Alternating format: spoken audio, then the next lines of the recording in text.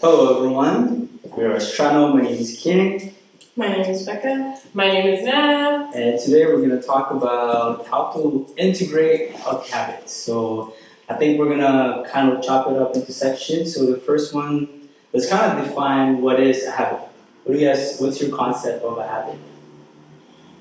Just add it to it. Just something you get in like the pattern of doing habitually, like every day, right? Like it becomes a part of your inner flow, and like we'll go into like why everything within is reflected without. But yeah, something that gets ingrained in your neurons in your body that you get in the flow of doing over and over, like automatically. Mm-hmm. Something you don't really have to think about. It's just something that is like repetitiously done throughout the days. That's what I would define it as. Totally, yeah. And as you guys said, it is the behaviors that is repeated consciously or subconsciously. So when it comes to healing, a lot of us are stuck in unhealthy habits, right? Habits that, instead of giving us life, takes away our life. And so today we're gonna just kind of dive into and unpack the things that we do for ourselves to create these healthy habits, right? So to give you guys an example, for me, an unhealthy habit, this is for the man out there, and I've spoken about this so many times, the no porn, no fat, right? And the way that I integrated a habit is to, it's like a 3 steps kind of formula that I kind of became aware of. So the first one is awareness. I became aware that I had a bad habit. And then when I became aware, I had to figure out, okay, what is the solution? How can I integrate a new habit? And then the third step is really just to, holding myself accountable to keeping that healthy habit in, right? So just kind of maintenance in a way. Mm-hmm. And what do you guys think?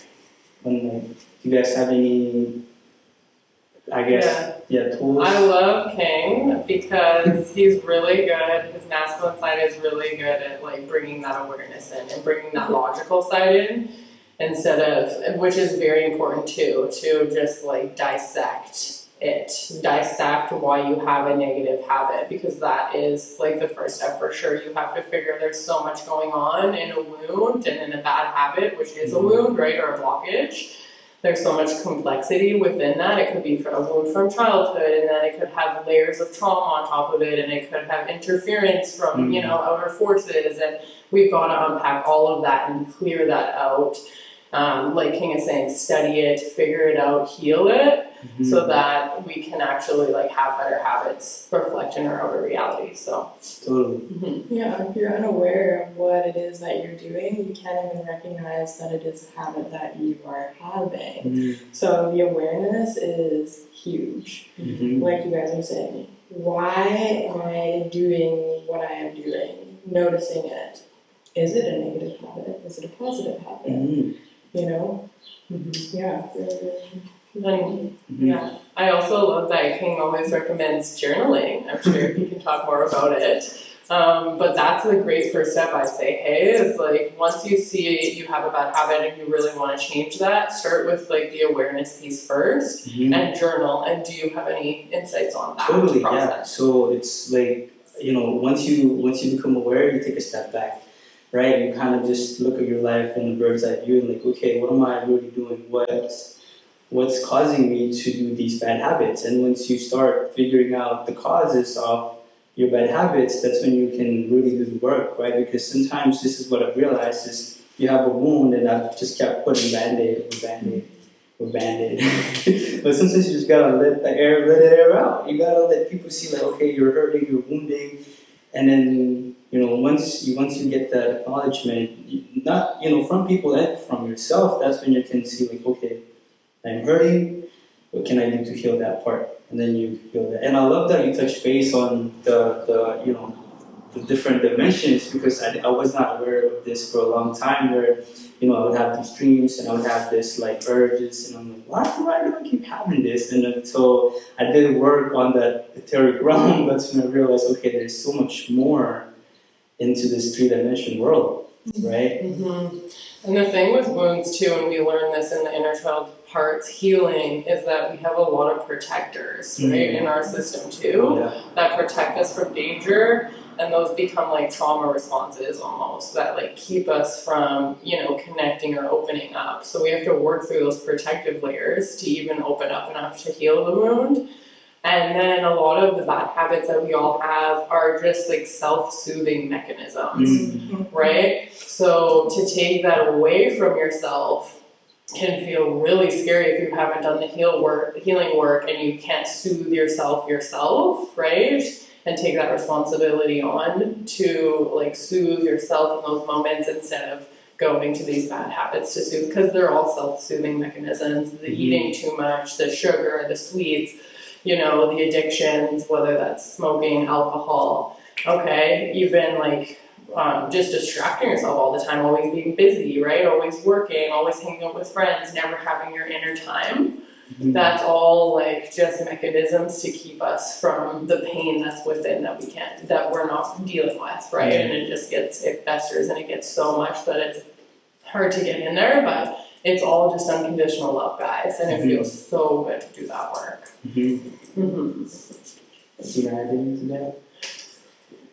Just another thing is like watching TV, watching movies all the time, always like scrolling on your phone.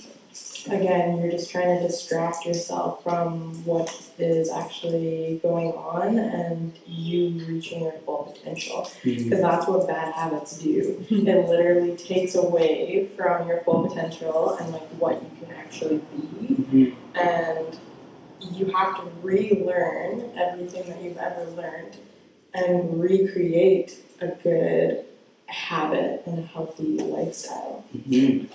Yeah, and before I dive into that, I actually want to just kind of, reflect back on what you guys said, because it's really just that. We're just distracting ourselves from facing what's there, and it's not going to go away. It's like the more you delay it, it's like when you have a wound, the longer you don't tend to it, it's going to fucking rot. It's going to get worse, and it's just like not good. So let's get to work. So how do we actually get the work done? So this is a very interesting, panel, because Alyssa, if you guys don't know, she's competed like high-level soccer, so I know she can teach us some stuff about like creating habits. Rebecca's done a lot of entrepreneurship, and she's also an artist. So we're playing guitar, singing. So I know you guys can bring a lot to this table here. So let's start with you, Alyssa. What's some tips that you can give to people to like create that habit? Totally. And I just wanted to just quickly tag on, I have one more comment on the past, because like I've noticed it within me, and this goes along with building healthy habits too, but coming to Sicily, like before I was here, I was like, we were moving, I was working every second of the day, and I got to experience what it felt like to be someone like who's fully in the false matrix still and not doing the multidimensional healing work, right? Because I didn't have time to do that, and usually I'm meditating at least an hour a day. So, and I didn't meditate for like a month, and I realized that like how numb you get when you're that busy, when you're working, when you're not focused on it, you're just like survival, like eat, like do stuff. Truly a lot of these like, bad habits and wounds and stuff start to numb. You start to become so numb that you won't even realize how much pain is within, and your soul crying out to you and all this stuff becomes so dampened. So since we've come to Sicily, like I can feel all of my wounds now, like it's good, but it's like all I have is time to heal, and then now they're coming up. So my first step to you guys is just create a little space for that healing, because you have to, okay? You have to create that space, whether that's 10 minutes a day, where you can sit with yourself and you can like tend to the wounds within yourself by just being like, oh my God, I feel like my heart's hurting today. I love you. Let me sit with you. I'm sending you unconditional love. I'm holding you. I'm here. This is our time together. Okay? And that is my biggest piece of advice, because you have to do the inner work, and it's just going to reflect in the outer. For so long, I tried to like push myself mindset wise in all of these ways to just like do stuff and bulldoze through like building new habits, and they always ended up turning around eventually. Willpower will only get you so far if your inner energy has not been healed first. Okay, so stop trying to like force yourself and just create the space to send yourself love. And then the second part in that is clearing guilt and shame. Okay, spend time each day to send love in, and it's okay, you're innocent. I send you innocence. We're all innocent. Like, nobody, you know what I mean? Like, innocence is like such a powerful frequency. Okay, it can change any like dark, dense area back into your true self. So, unconditional love training, innocence training every day for 10 minutes, I think would be my biggest tip. And then you'll see if those actions will start to change naturally for you. I love that, creating space for yourself to really honor that time to create the healing needed. That's beautiful. Yeah. You know, I'm going to touch on actually what you just said. So you actually, it's so important to take that time for yourself. And even sometimes 10 minutes can seem like a lot when you are so, so busy. But how long did it just take you to tell yourself, like, hey, I'm here, I love you? It was just a few seconds to just take a second and like, wow, like, I love you, I'm here for you, it's okay, we're gonna get through this. And as you start to do that, those seconds are gonna turn into minutes. Because you're gonna realize how powerful that is. And take that into anything that you're doing. For me, I like to play music. So let's say I'm having a day and I don't want to play music. I'm having a stressful day, whatever it is. Take 1 minute, 2 minutes to like try and do something, whether it's writing, poetry, journaling, playing music, and see how long it actually turns into. Just like try that experiment out for yourself. Because chances are it's gonna calm you down a little bit, and you're gonna enjoy it, and you're gonna take a little bit more time for yourself. Yeah. You know, it's so, so important. Yeah. What about you, King? You know, like, King is also entrepreneurial. He's amazing at coaching. You have a lot to offer. Like, what would some suggestions be? So I have a couple things that I'd like to say. So the first one is, you know, when you're creating a healthy habit, I like to always say baby steps, right? Because, you know, think about how much you've been through to have the habits that you have now, and to expect a sudden change within a couple months is just too much expectation. You know, you have to realize that changes sometimes can take time.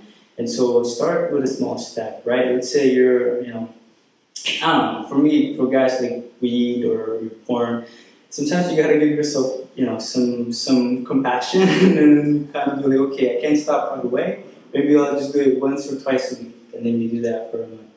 And then just really just have that awareness piece, like, okay, what was that? Why was I? What triggered me today? And then once you strengthen that awareness, you try to figure out, okay, well, how can I replace porn into something else? And for me, it was music as well, right? Because it was just a creative aspect. Like when I can't express myself, then I go to the web, and then I'm like, okay, well, you know what? Maybe I can express myself through music, through movement, and that's one of the things that I've been doing now. It's just I'll just plug my headset on, and I'll just be on my own world, you know, and just like, pumping my head. And so that's one way. And also, one thing that I want to share is, you know, when you're trying to create a habit and you lose motivation, just really feel the, you know, let's say one thing for me is studying, right? When I'm trying to study something and I lose the motivation, I'll just sit down and I'll just look at that computer. Sometimes I won't do anything, but then, you know, even if I sit there for 1 hour and then I only took notes for like 15 minutes, that's for me, it's like, okay, good job. Like, that's the best that you can do today, because I understand that there's a lot of things going on internally. And so I can only give this amount of energy into this thing that's in front of me.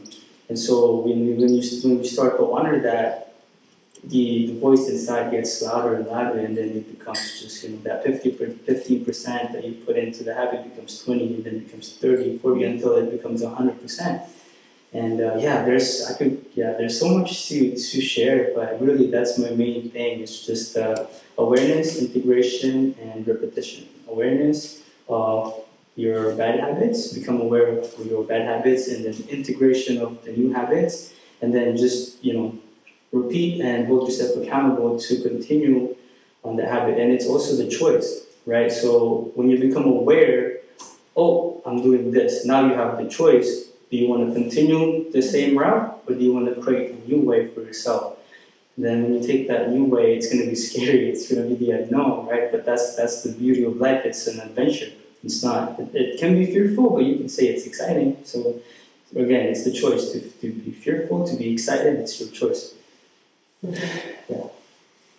Yeah, my last little piece here, guys, is that a great way to just get the system reset, right, and just blank slated, which I think helps with building healthy habits and just resetting our energy, which is always nice, is like committing or challenging yourself to at least do 1 day of fasting if you can fast. Or we are going to show you guys real soon here, videos coming out on Saturday, is how to do a melon cleanse. So at least you're not fully fasting, like you're not getting no food, but I love the melon cleanses because it's mostly water, but you're still getting sugar like for your brain, and you're also, so it's a little bit safer, right? And you also feel like you're eating. So if like going to no eating is too hard, because I find like if I'm ever in a big rut and I've got a lot of like, you know, just stuff running and I don't want running, negativity, all these, you know, some of nasty habits, is like throw myself into a cleanse, throw myself into a fast and try to reset the energy a bit, right? So that we can get back into that healing flow and into all of the healthy habits again. So that's a good hack. Yeah.